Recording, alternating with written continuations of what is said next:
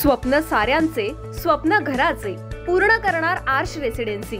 Neral railway station पासून हाकेच्या अंतरावर सुरू असलेला गृहप्रकल्प, दर्जेदार बांधकाम, अत्याधुनिक सुविधा, उत्तम कनेक्टिव्हिटी, निसर्गाच्या कुशीत पर्यावरणपूरक गृहप्रकल्प म्हणजे आर्श रेसिडेन्सी। आपले स्वप्न साकारण्यासाठी आजच घर बुक करा आर्श रेसिडेन्सी नेरळ मध्ये। अधिक माहिती आणि बुकिंगसाठी संपर्क 9167112511। नेरळ पूर्व परिसरात गेले 3 दिवस विद्युत पुरवठा खंडित झाल्यानं नेरळ प्राथमिक आरोग्य केंद्रात एका गरोदर मातेची डिलिव्हरी ही मेणबत्तीच्या उजेडात करण्याची वेळ डॉक्टरांवर आली आहे। दरम्यान कठीण परिस्थितीतही डॉक्टरांनी सदर गरोदर महिलेची डिलिव्हरी सुखरूप पार पाडली, तर बाळ देखील सुखरूप आहे। दरम्यान या घटनेनंतर प्रसिद्ध हिरो आमिर खानच्या 3 इडियट्स या चित्रपटाची आठवण होतीये।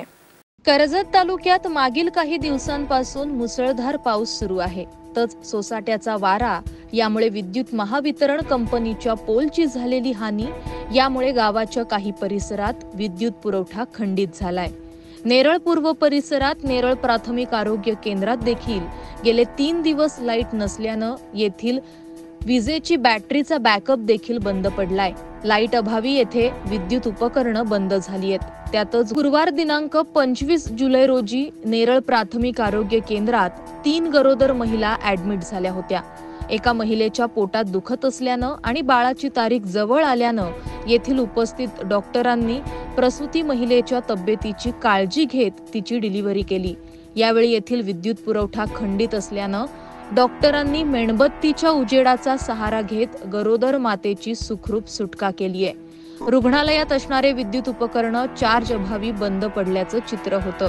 येथील डॉक्टरांनी एमएससीबीच्या अधिकारी वर्गाला या अगोदर तक्रार केली होती, परंतु मुसळधार पाऊस असल्यानं तसंच वायर तुटल्यानं अडचण असल्याचं कारण दिलं होतं।